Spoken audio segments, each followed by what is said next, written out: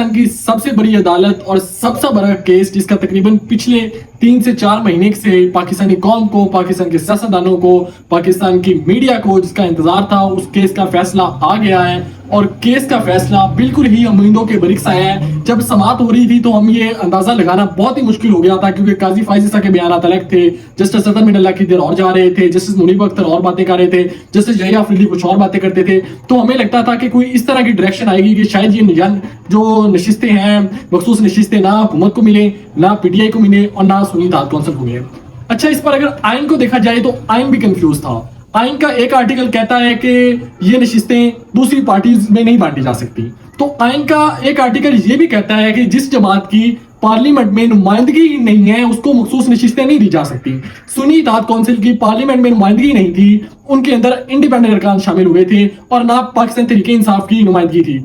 अब जब ये फैसला आया है, चाहे ये